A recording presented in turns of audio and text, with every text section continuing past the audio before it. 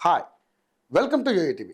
సమైక్యాంధ్ర రాష్ట్రంలో జగిత్యాల నియోజకవర్గం టీడీపీ కాంగ్రెస్ పార్టీలకు కంచుకోటగా ఉండేది. ఎప్పుడైతే టీఆర్ఎస్ అధికారంలోకి వచ్చిందో ఆనాటి నుండి కారు పార్టీకి కంచుకోట్ల మారింది. జగిత్యాల రాజకీయ ముఖ చిత్రంలో జీవన్ రెడ్డి పేరు ప్రస్తావించకుండా ఉండలేం. ఆయన కాంగ్రెస్ సీనియర్ నాయకుడు, 3 దశాబ్దాలకు పైగా రాజకీయ అనుభవం ఉన్న నేత. 2023లో జరిగిన అసెంబ్లీ ఎన్నికల్లో బీఆర్ఎస్ అభ్యర్థి డాక్టర్ సంజయ్ చేతిలో ఘోర పరాజయాన్ని చవిచూశాడు జీవన్ రెడ్డి. ఇదిలా ఉండగా కొన్ని నెలల క్రితం ఎమ్మెల్యే సంజయ్ హస్తం పార్టీలో చేరిపోవడంతో కాంగ్రెస్ సీనియర్ నేత జీవన్ రెడ్డి అగ్గి మీద గుగ్గిలమవుతున్నారు.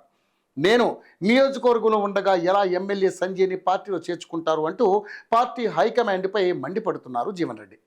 గత 2-3 నెలల నుండి జీవన్ రెడ్డి ఎమ్మెల్యే సంజయ్ వర్గీయుల మధ్య పచ్చగడ్డి వేస్తే బగ్గుమంటున్న చందంగా పరిస్థితులు నెలకొన్నాయి.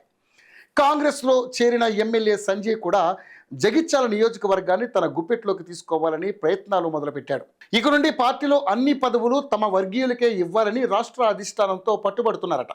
ఇక జీవన్ రెడ్డి ఎమ్మెల్యే సంజయ్ దూకుడు వ్యవహారాన్ని సీఎం రేవంత్ రెడ్డి దృష్టికి తీసుకెళ్లినా పట్టించుకోవడం లేదని ఢిల్లీ అధిష్టానాన్ని కూడా సంప్రదించారట జీవన్ రెడ్డి. ఇదిలా ఉండగా ఇప్పటి వరకు ఎమ్మెల్సీగా ఉన్న జీవన్ రెడ్డి పదవీ కాలం పూర్తి కానుంది.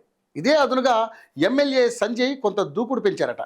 జీవన్ రెడ్డి కూడా ఈ మధ్య ఎమ్మెల్యే సంజయ్ని టార్గెట్ చేయడం మొదలుపెట్టారట.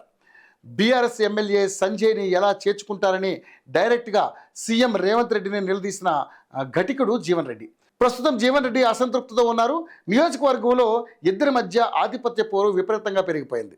కాంగ్రెస్ ప్రభుత్వం సంక్షేమ పథకాల్ని ప్రజల్లోకి తీసుకెళ్లడంలో ఎమ్మెల్సీ జీవన్ రెడ్డి ఎమ్మెల్యే సంజయ్ కన్నా ముందున్నారు.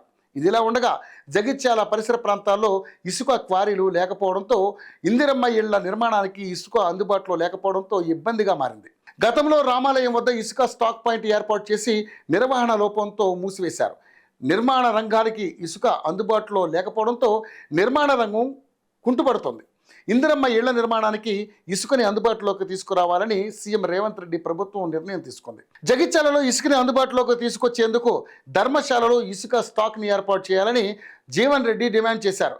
జగిత్యాలలో నిర్మాణ రంగానికి అవసరమైన ఇసుక స్టాక్ని అందుబాటులోకి తేవాలని ఇప్పటికే జీవన్ రెడ్డి కలెక్టర్లకు లేఖ రాసినట్లుగా జీవన్ రెడ్డి స్పష్టం చేశారు. ఇప్పటి వరకు మౌనంగా ఉన్న జీవన్ రెడ్డి ప్రస్తుతం దూకుడు పెంచడం వెనుక బలమైన కారణం ఉందంటున్నారు. త్వరలో జీవన్ రెడ్డి ఎమ్మెల్సీ పదవీ కాలం ముగియనుంది. దీంతో ఆయన రాజకీయ పరిస్థితి గందరగోళంగా మారింది. ఇటీవల ఎమ్మెల్యే కోట ఎమ్మెల్సీ సీటు తనకు దక్కుతుందని ఆశించారు, కానీ ఆ కోరిక నెరవేరలేదు. ఇప్పుడు ఆయనకు ఇవ్వడానికి ఎలాంటి పదవులు లేవని కాంగ్రెస్ పెద్దలు చెబుతున్నారట.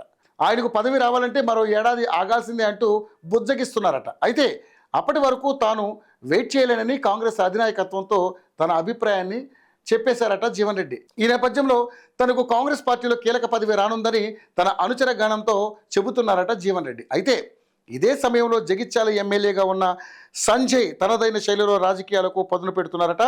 ఇక నెల రోజుల్లో జీవన్ రెడ్డి ఎమ్మెల్సీ పదవి ముగియడంతో జగిత్యాల నియోజకవర్గం మొత్తం తన ఆధీనంలోకి వస్తుందని తన అనుచరులతో చెబుతున్నారట ఎమ్మెల్యే సంజయ్.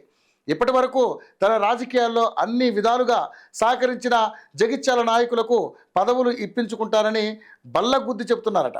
అయితే జగిత్యాలలో కొరతగా ఉన్న ఇసుక సమస్యని త్వరలో పరిష్కరిస్తారని నేతలకు హామీ ఇచ్చారట ఎమ్మెల్యే సంజయ్.